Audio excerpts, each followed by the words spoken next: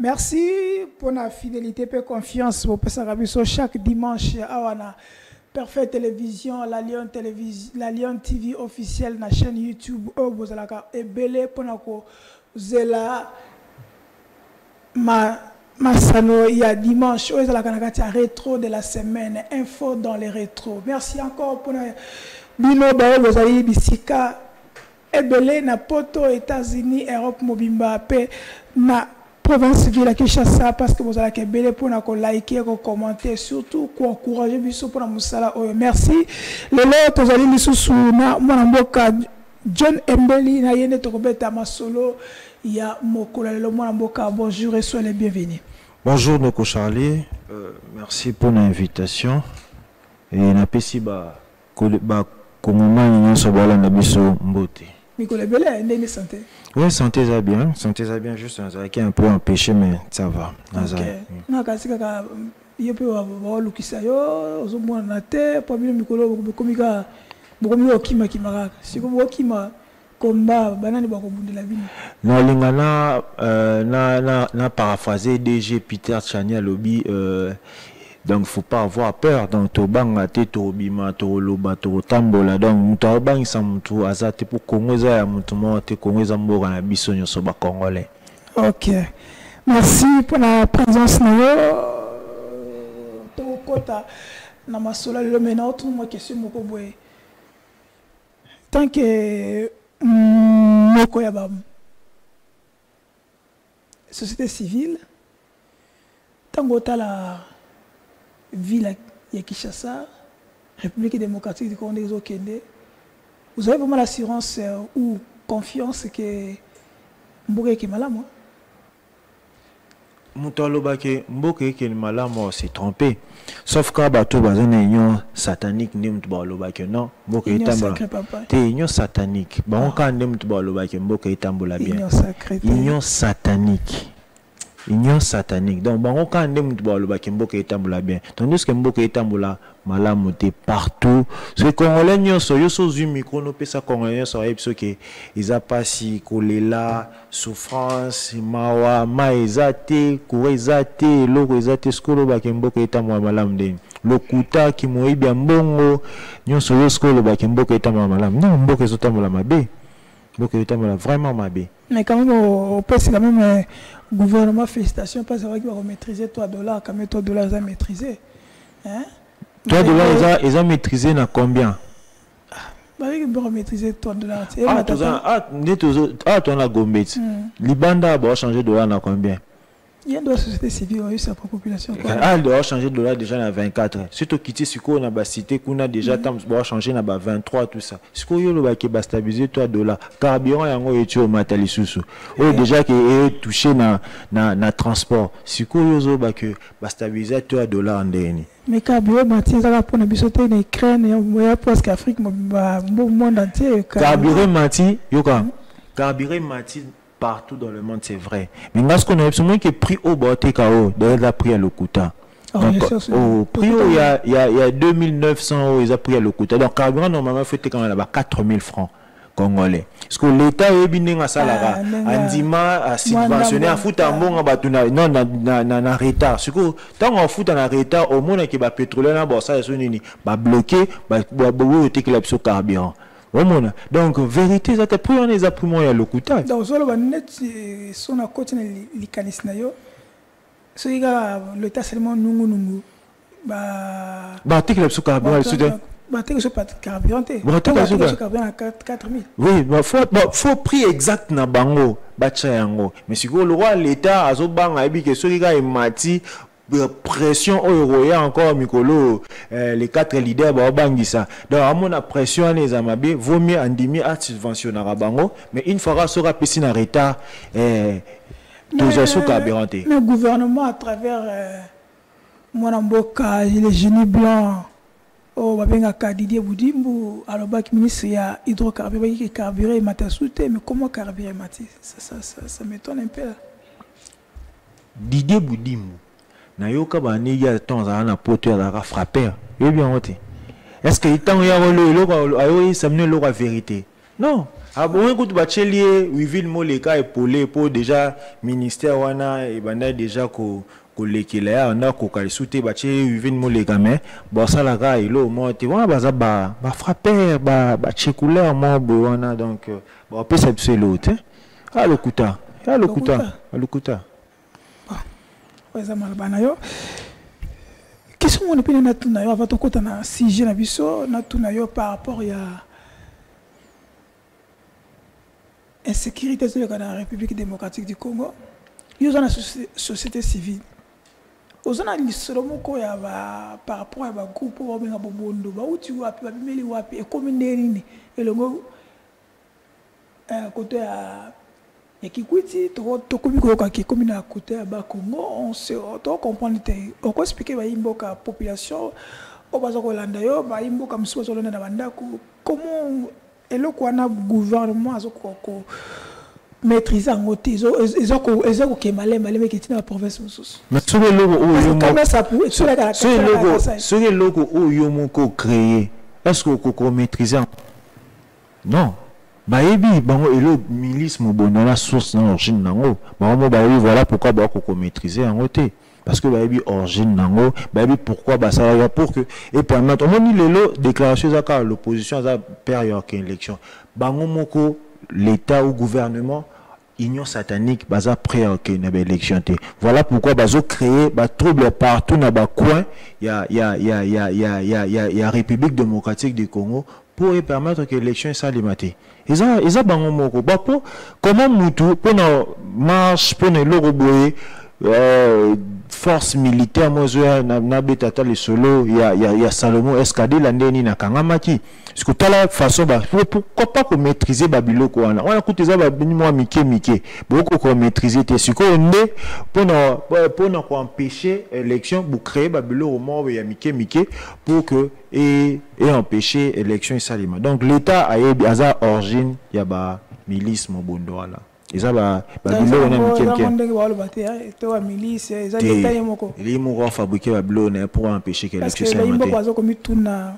sera comme na sapo suka na kes ebima province musuté suka na Kasai pe kaka na même contrat wana oui à l'époque on a le bac non Kabila salaki pour ne pas organiser les élections ils avaient gagné moi on peut saler pour ne pas organiser les ils ba échappatoire bon ça là pour que et permettre c'est que le 20 avril et le 20 décembre tous en élection té donc on a yo kanza que 20 décembre, l'élection, c'est le matin. Et ça, le matin, je vous assure, vous avez une répartition. Tout ça, l'élection de l'État, au cas d'électeur, dans le cas, il y a un fan dans l'habillement, et face à ma caboui. Et face à ma caboui. Mais non, c'est face à ma caboui. Pourquoi me l'a soudain? Et nous, quand même, c'est ce qu'on toque dans l'élection, il n'habite ceux qui ont voté, tout dans ça, et face à ma caboui. Non, on a pas compris. Quand et face à ma caboui, dis-moi ce qu'on toque dans l'élection, n'est-ce que dans l'élection, comme ça, dans les candidats, on a déjà pour nous voter. Vous avez habité au cas de la qui est derrière ma vie, on peut s'appeler duplicateur. On peut s'appeler duplicateur, mais l'euro est original. Si vous peut s'appeler duplicateur, comment? Duplicateur est andéni parce que original. Ce que duplicateur est andéni, hein? Duplicateur est andéni. Ce qu'on comprend, c'est une élection vraiment, la carte d'électeur à bout. Tout le processus électoral à bout. Tout qui est une élection. Non. Il y a un monde déjà faut voter. Non, que voter, même si ça les matés. Elle a comvoté, à ta place, ça va emprunter, non, mais pas ça va qui a. Et nous solomé. Nous solomé. Non, n'a pas été à coup de Nazanga Moko, n'a essayé de sonner, donc, tu vas même réclamation. Même, il m'a dit, Masali, émission, toute émission, mobile, je crois, ça nous s'accorde, nous. À ça, l'émission, on va pas, non, on peut s'amener une solution, là, que deux fois, on peut s'amener un duplicateur. Vraiment, il est raboué. C'est un duplicateur que ce n'est pas soit après ça pas un duplicateur. Oh déjà original les abos. Les abos parce que duplicateur après 3 mois OK duplicateur après 3 mois OK duplicateur to comment. Donc si ce que to comment. On a coûté na bungi cité. Na bungi cité zala na wana ndako mais de comme ce que to na za duplicateur c'est qui etika la rani na pamba.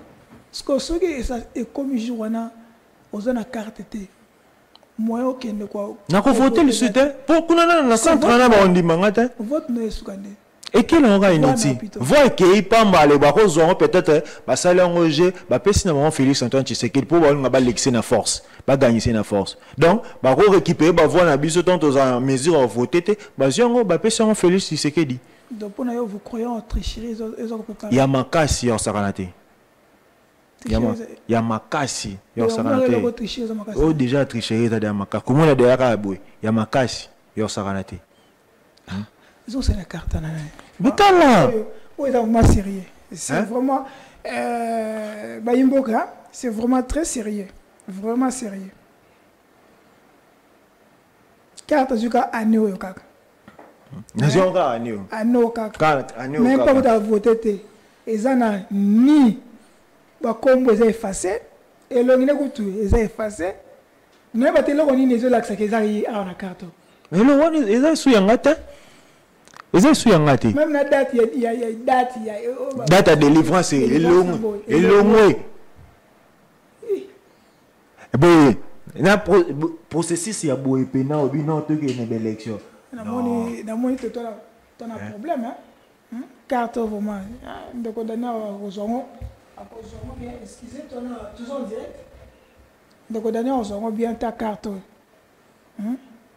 carte oui tu as la paiement carte carte carte bon déjà carte quand déjà il y a une élection et quelle élection tu es une élection déjà na comboté non selon moi donc je vous dis chers téléspectateurs bayimboka bisiko zali carte au mono puis ça caractère à nous donc ba te jour élection muto ndeko oyo bazawa kende ni soko akete voix na ye ma personne Félix Antoine Tshisekedi Tshilombo. Donc candidat n'a déjà là parce que voix na ye na repé ça en côté. Député na yo.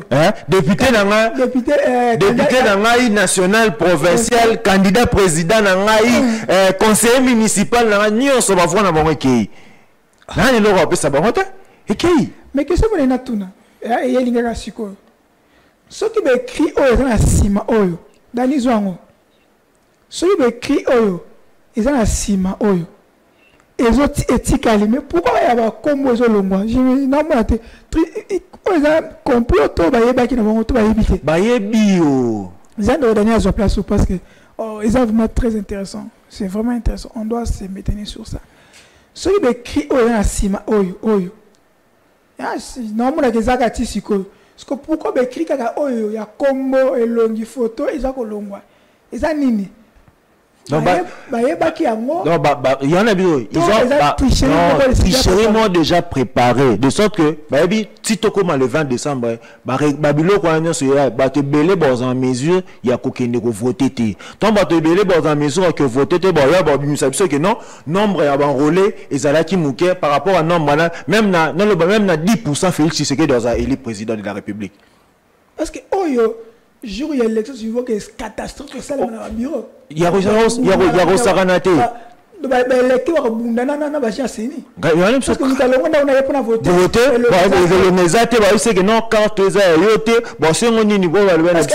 Quand qui est raison mon a pété quand qui est raison mon a pété tant on justifier le monter non papa on les a carte na yote aux até moi voter zate ba déclaration et trouble les gars parce que et que donc processus dans mabe tina souka za la mabe après na souka même si on a 10 voix ba proclamer Félix même 20 voix ba proclamer Félix Tshisekedi candidat président a gagné l'élection. Donc quelque part to peut ça battu ya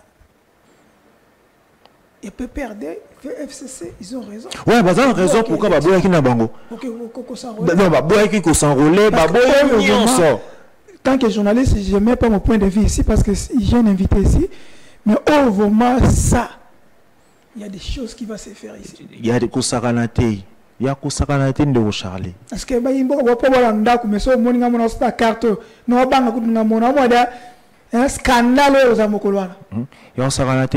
Ce qui est lecteur, ce qui est lecteur ailleurs, à côté, à une carte au jour élection. On réfléchit. C'est ça, quand je belé, pose na sonda qui bat belé.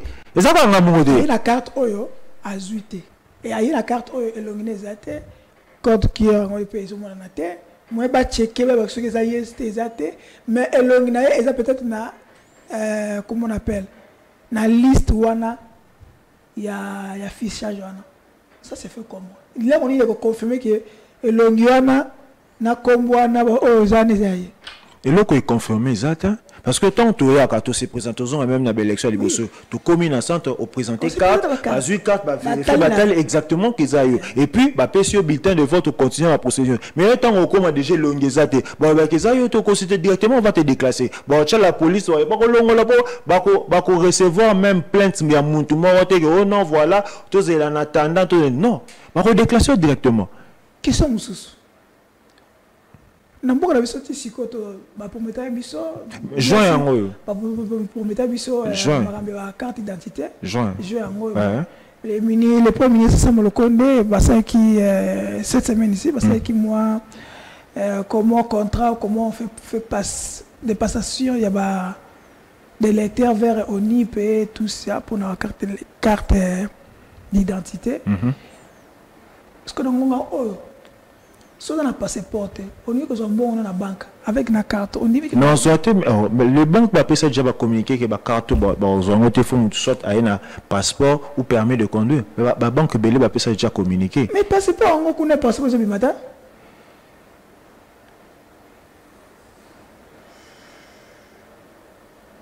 Oui bien. Pénérer passeport, allez. Cardinal Ambon Alobi. Si le paradis ressemble à la République démocratique du Congo aujourd'hui, il n'ira pas. Donc, République démocratique du Congo, tout ça vraiment, tout ça sous un état, tu es un non-état. C'est grave, tu es un enfer. Tu es un enfer. On vit dans l'affaire. Bon, revenons dans notre émission. Dani Pesabiso, élément. Premier élément, tu débattre dans le déco. Après, tu es plateau. Merci. Alors que la toile s'est enflammée ces derniers temps sur un prétendu conflit entre le président de l'Assemblée provinciale de Kinshasa, Godin Poi, et le gouverneur de la ville-province de Kinshasa, Jean-Tiningo Bilambaka. Ces deux personnalités mettent un terme aux folles rumeurs. C'est sur une vidéo qui est devenue virale sur les réseaux sociaux dans la soirée du jeudi 8 juin, où on voit ces deux autorités se serrent la main pour dire qu'ils ne sont plus en conflit, comme relate l'opinion. Mais curieusement, leurs visages disent tout. Oui, nous sommes le 8 juin 2023.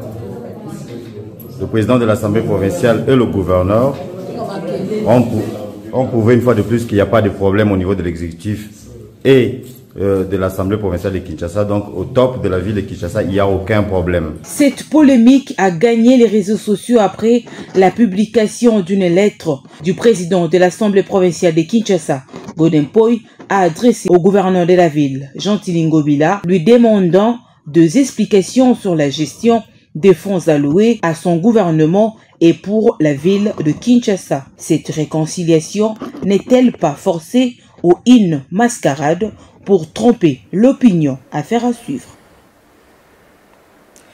C'est bon, merci. Ezaliwana, réconciliation entre gouverneur de la ville de Kinshasa, na président provincial de la ville de Kinshasa, Nungu. Ouais, Simbi Mwatiki, mais quand même va se réconcilier par rapport à la ville de Kenemalamu. Donc, on a John, tout le monde est réconciliation. Il y a des autorités, il y a ville. Au sein de moi, il y a réconciliation. Et cette réconciliation est sincère. Tout le monde va contrer la réconciliation. Bon, nous, Charlie, réconciliation ou non-réconciliation, en fait, nous avons une distraction. Pourquoi nous avons une distraction? Jean-Tiningo Bilambaka Azaki, d'abord Godin Poi, au première personne, Azaki frappé dans motion de défiance. Ah, il y a solo? Oui. azaki frappé nango et muta protégé qui ezaki Gentini Ngobila. De même que Gentini Ngobila est passé qui de même tourne émotion pour que ba longolai Godé pour à protéger qui. Le lobota la configuration gouvernement provincial. Ils ont composé d'eni. C'est les ministre provincial, député provincial n'y sont pas côté dans gouvernement. Les lots Junior Nemale Mazaki Azaki Elina Listeni. FDC. Les lots Azarap. Na ACP. Donc pour dire que l'Assemblée provinciale ils en ont beaucoup Yangobila. Balingi plutôt kosabiso que non en conflit tout ceux qui en conflit Godé pour mutokoya parce que Gentini jusque là ont maintenu so la ni même na ça la point de mise au point Eric Bokoulou ça mise au point là au moins tout est dans le main de Ngobila on a distraction parce que sa population on est déjà à sortir ACP bungaka babeta ki ngo kara tout ça l'opinion congolaise m'a tout braqué siko misu na biso siko sur bango mais comment muto jusque là on sala mamboyelo ezata kanga zandu pression mo de l'otabi tikana na tromper batou de sorte que bamona que non tous autres pression mo be sur oh et logo te Ngobila azo contrôler ensemble provincial mobimba donc pour na ba congolais c'est izara rolé là. Les accolés là-haut, c'est un bon biseau et ceux qui se laissent emporter na biloko wana eza ekozala mawaming. Donc Godin Poi na guerre wana pona yo aza déjà perdant. Oui, aza déjà perdant. Siko avant de côté na question na tout na zone question et siko ba téléspectateur batindela biso. On va faire sambote. Dans les autres zones, image on tire image. On va faire sambote. On va faire sambote. Bah hôtel na moto. Hôtel na to wa zo lunga bo ki mo panzi pa bo ki mo panzi bo hôtel na te pas. Eza nini eza ko na bon que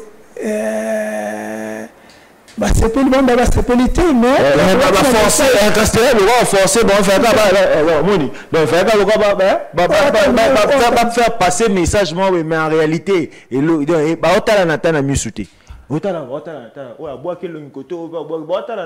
que c'est salut la raboité salutation ça les maboité toi analyser ce pourquoi Godin Poi azali normalement Godin Poi est supérieur il y a Ngobila mais Ngobila tout le monde a chapeau ça veut dire quoi il y a des bisoté Ngobila za patron a contrôler l'Assemblée provinciale Mobimba or à quoi que vous allez bomoté a contrôler nyonso donc babisika Godin Poi boma moto salara sambla ata na kati na fond na kati monter moza na d'accord te mais salara sambla et on a mise au point dans la salle yango Eric Bokoulou donc on a que vice-gouverneur na gouverneur baza déjà le romoko otala bande kwana nyo bande romo ya IDPS ta la mai bango vice-gouverneur na gouverneur so sangeli Godin Poi yene ba bengana ba bengana so otali mais pour nous moniter bim sakaba oui Ngobila aza proche yaye oui Ngobila aza proche chef pire chef de l'état ah yemo Ngobila pas yemo ko gouverneur bakaza mo liboso hein il y a pire chef de l'état siko yo kasi chef de l'état mutna ko yo mo te ba document ya IDPS ba sale ba déclaration abi o ya ko meka ko simba Ngobila akomona siko yende ba bisika ami kitano kite ba ko ba longolae na kitano et oui que moi na mboka le président de l'Assemblée nationale a 15 diplômes nini a 15 diplômes a 15 diplômes azoka atanga kango kana ba nini ba cycle ngo ezande ni faut pesa biso palmarès wana mobimba ke je suis makasi ya DG ya banque makasi donc il y a ça Ngobila la de Ngobila moi déjà que mon boulot est-ce que moi était dans la raison mais faut comment on a suki sur nzela point avant ça pour les postes tout moi peut semaine ici te ba que solane les yande ba ndako sola bango mbale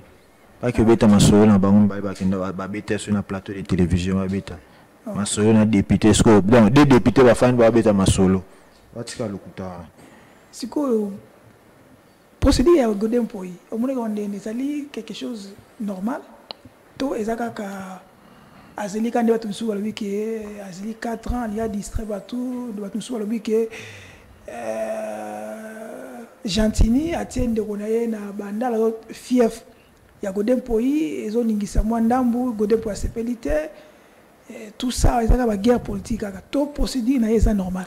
Procédure est normal ou il n'y a que la juste ce que bandaki na ebandeli.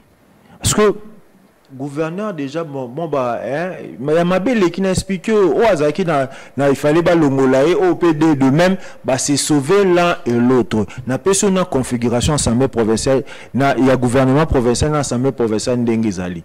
Donc pour dire que Godé pour y procéder n'enga bien ceux qui ont accepté en ceux qui bandaki na debi. Mais comme il y a sous que pour to comme il y a sous kadas il y a sous ka nyonso.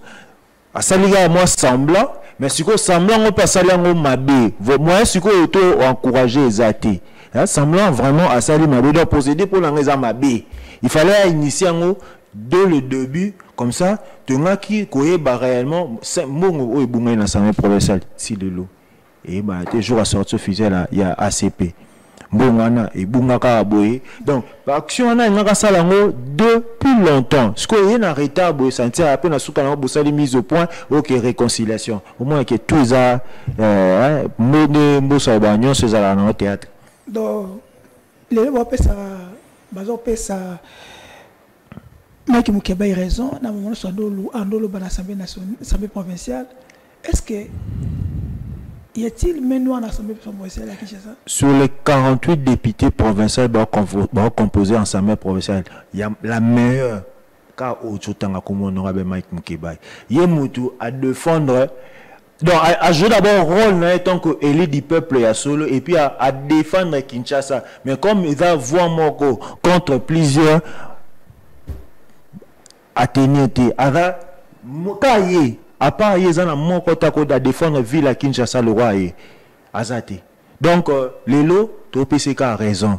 Mais TOPCK a raison na condition nini. Aza injustement na prison mais à travers combat nae to soutenir toujours na ndenge na moyen au biso tozanango na ba téléphone na biso na ba mur na biso na ba statut na biso to senga justice ezala établi pour honorable Mukeba à répondre à la liberté à répondre à l'activité de l'Assemblée provinciale parce que mutu o défendre Kinshasa le roi Mukeba azati. Est-ce que ça moyen au carté na beleki za koya?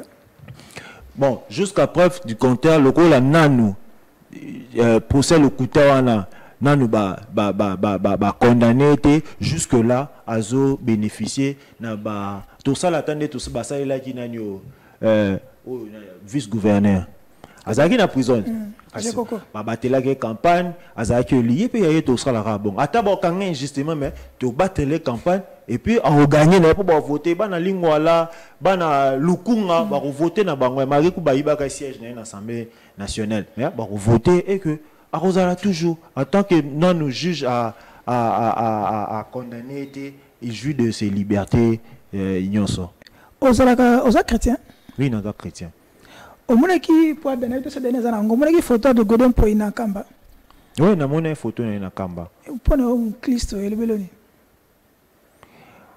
Bon, étant que chrétien, qui n'est pas pasteur, pasteur ou asa supérieur, à Fukami, Pambola, donc pour nous, c'est normal. C'est normal. Oui, c'est normal. Pourquoi vous savez que vous avez des Fukami?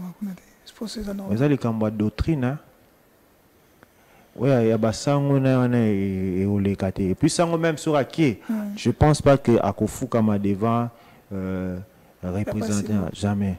Pourquoi ce qui est pasteur à qui kuna Fukami moi t'es créé parce que créé tolé na opinion nos opinions va trouver l'image a été nos opinions va trouver normal parce que c'est tobito kota moni est-ce que là au TAP ah c'est 20 minutes là t'es moi quoi ebi ebi penser d'abord il y a comprendre premièrement la Bible et puis il y a le mal et le mal Isaac le pas chrétien to bosana Josué 1:8 hein que ce livre de la loi ne s'éloigne point de ta bouche médite jour et nuit en harmonie donc il faut bisumo ba chrétien toujours attend il y a ko méditer parole comme ça au moins que ba faux pasteur pour bango ba catégorie ba faux pasteur je le dis ba faux pasteur hein un serviteur de Dieu ne peut pas faire la politique. Oh, j'ai dit, un serviteur de Dieu ne peut pas faire la politique. Et c'est le cardinal. Hein? Le cardinal, c'est politique. Hein? Cardinal, cardinal a un rôle de pasteur. Rôle de pasteur, il a Abe Onani, comment? Cholet. Non, Cholet était au hasard na Kasai. Ah ouais, ça ouais, le rôle de l'église doit toujours être du côté de pauvre, le côté faible, pour qu'à de fond na bango. C'est ça le rôle de l'église, c'est ça le rôle d'un pasteur. Pasteur a coquille aux arrêtés côté place Essengo Zali. Non. Ce que vous dites, il y a ça côté place Essengo dans une union satanique. Oh. Il y a une union satanique. Donc, à ça le rôle l'église, il y a gagné offrande mais bandimi o bazo ya kosemer. Bango ton bazo bazo kutanani. Il y a temps mona basoda bazo kengela na ndako na yaladi. Parce que bango baza na conditionné. On a présent il y a des conditions dans la sécurité. Ce qu'on dit, il y a des conditions. Un pasteur ne fait pas la politique. Un pasteur a ça la politique. Un parti politique. Pasteur a un parti politique. Il a un rôle dans encadrer les brebis comme vers chemin du Sali. Bon, on a un parti politique qui est avec Mukuna.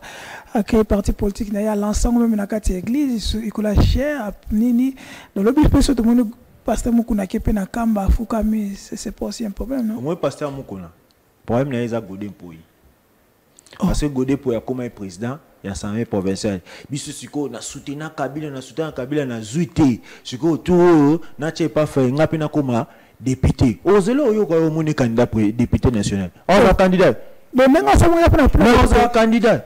You can say also on the also on go depo ataika go po so to suis vraiment hein no Charlie aux Congolais aux na Kinshasa so totali lelo na ba compter go depo vraiment ne ba pasteur o bataka to banina ba Coutinho Fernando ti to le kiti ba Sonic afuta yo tanga go depo ana 15 diplômes non hein ana 15 diplômes ba discrétion le 15 diplômes ça comme ça palmarès ça zo ba université o ya ba lokuta o kena papa ba pesio ka kozui mususu to komate ozui kaka mais comment on a 15 diplômes hein ngai bien on ngai fa la sangala mona na ki vérifier so na vérifier na palmarès OK na wana ndimi bango to bana bandal soki lobby mukuna ngia postuler au moins tu as créé ce problème na Godin Poyi au moins tu que basa bon toi pasteur bon baba ngate zulu gagner ban zulu gagner ban je salue bien sûr en passant Claude Nabiso merci toi ta deuxième élément na Dani pour notre toi qui le cité Dani peut ce deuxième élément pour notre toi qui est malin Devant la presse, ce mercredi 7 juin, à Kinshasa, le chef des opérations de maintien de la paix de l'ONU, Jean-Pierre Lacroix, a assuré qu'un plaidoyer va être mené pour que le programme de désarmement, de mobilisation, relèvement communautaire et stabilisation avance rapidement pour le pré-cantonnement de rebelles de M23 à Rumangabo, au nord Kivu, et leur cantonnement qui suivra près de Kindu au Maniema pour restaurer la stabilité dans cette partie du territoire congolais.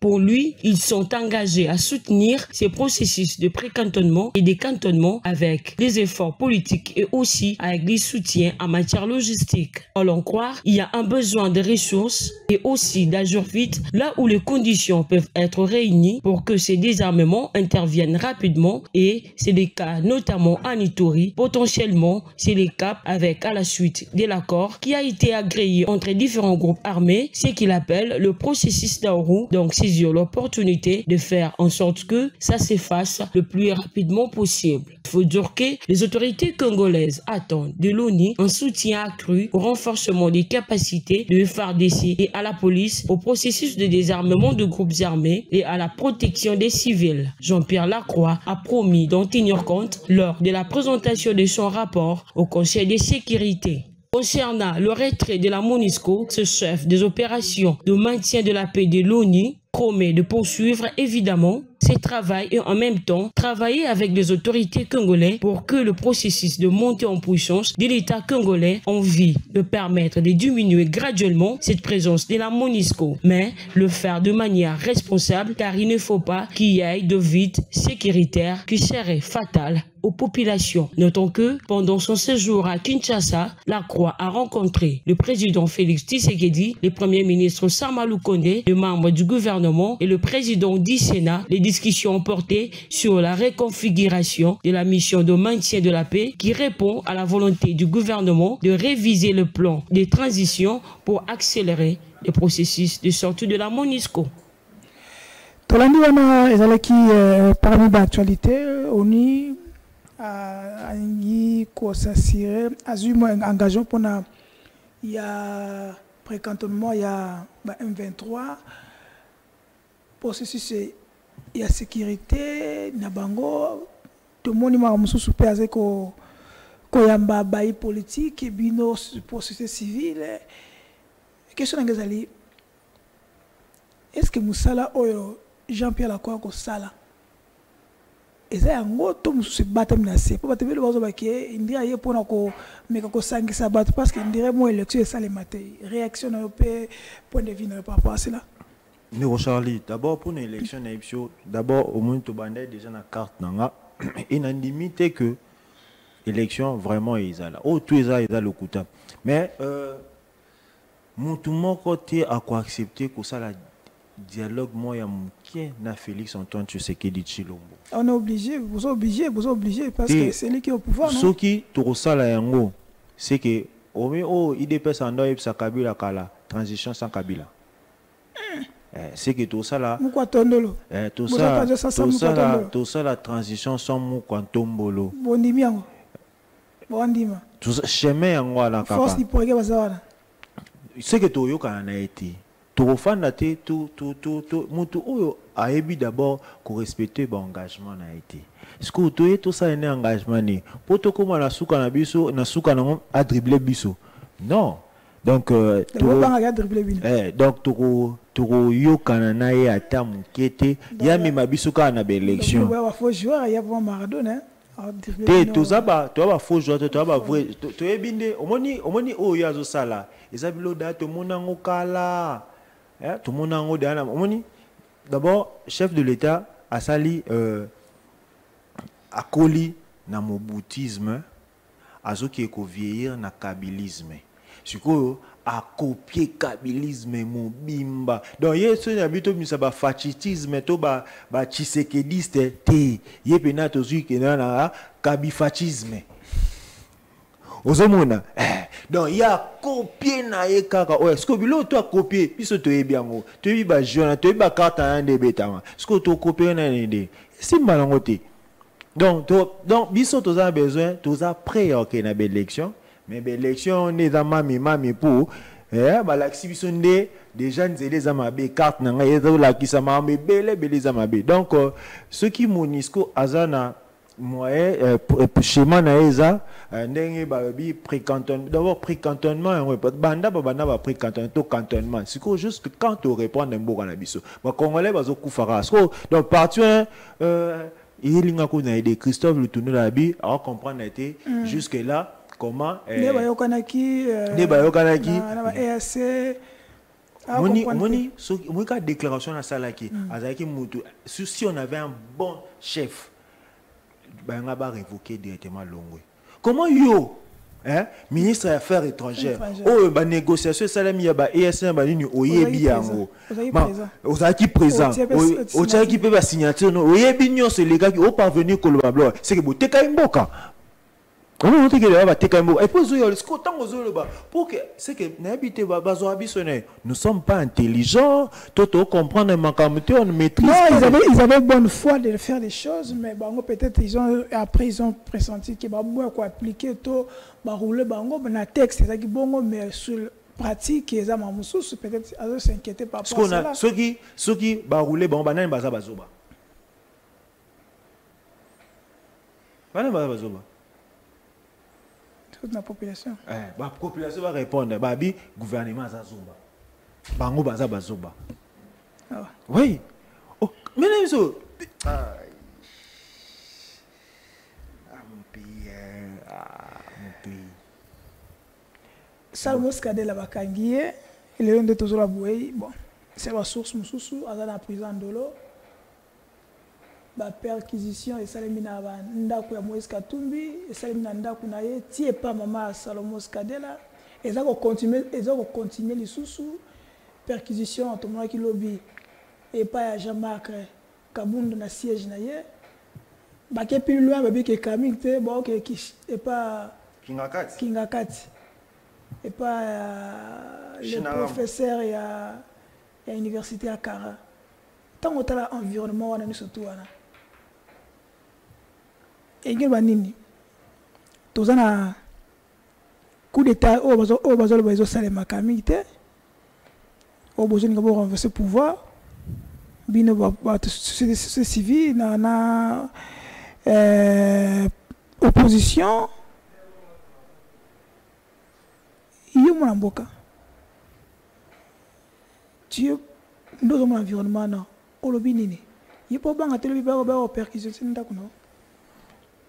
Kando lobby, ngape na banga lobby bakoya o perquisitionner ndakunanga topé bakoya o kanganga, mais nyonso ene ezokoma to faire partir na bâtiment bakomi na pouvoir auto na benga ba baza bato kadiosha. Puis tu vas former les belés, babeta biso tu vas former babenga Kabila Rwandais, babenga Kabila nyonso msusu avec ceux Kabila l'équidati à les 20, j'ai même ceux qui ni a coupé nyonso na komi donc to komi na régime sko batongo ya kadiosha ba komi na pouvoir bando betaka ba kadiosha bando pesa ka ba faute pas baninga que non coup d'état depuis régime o komi ezaka na procès moko o da civil eza 100 jours. Les restes, ça béa atteinte à la sécurité de l'État. Sécurité de Kabouya Koutouba, Moïse Katumbi représente un danger. Ce que tout représente des dangers comment? Bino? Et puis que le dossier a bicelé dans la justice Bungi. Fortuna bicelé de Bungi. Le dossier est Bungi.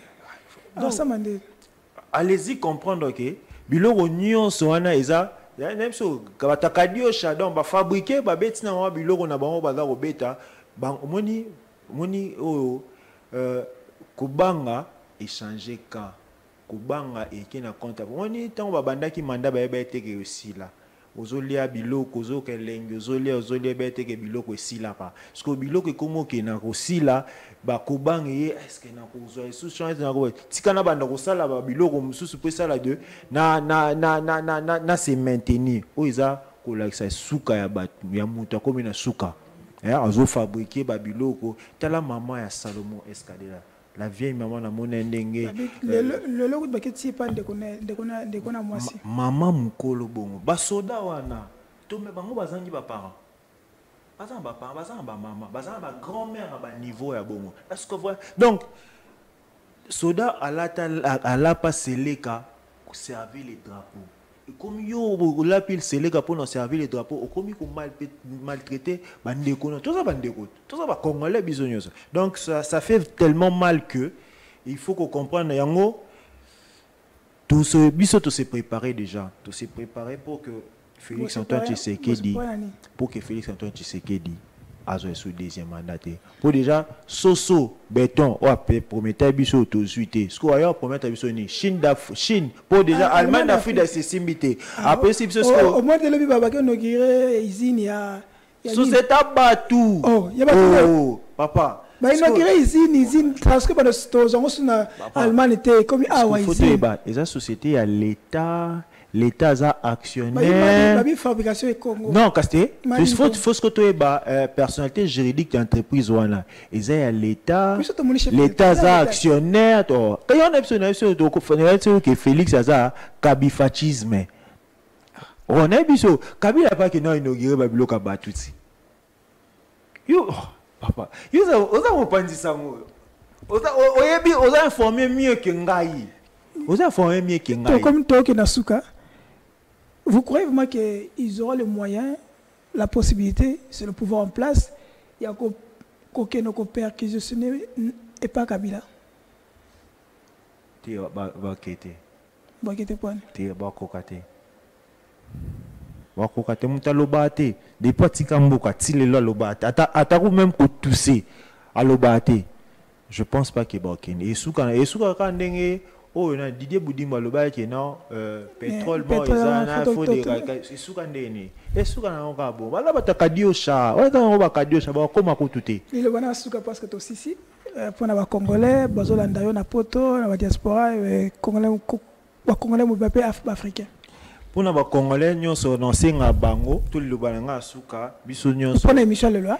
D'abord tout soutenir honorable Mike Mkebai na ba statue na biso na ba mur na biso eza mo ba logo mo bezoleka ça côté Salomon bo compter bozwa ngo ya Salomon skadi la pesa bozwa bokeni na ba statue na biso bokena statue de Charlie bomona ya ngai bomona bozwa ba mo ba blo mo to salisi bozwa ngo bo partager pour message ezala passer batwana bazala Liban moi on donne ça fois bungi kutazo mona soute de pas bima ya limo donc déjà Peter Tiani Patrick Kala tout donc bozwa bacha na ba statue na bango to porter soutien na bandeko wana pour ceux qui komeli bango lobero komela biso eko komela pe banani il est temps tous se protéger mutuellement ndenge bolandaka biso to sala bongo pona bien-être ya mboka na biso et sala ngo pona biso te pona mboka donc bo to soutenir bandeko o bazana problème wana pour le moment.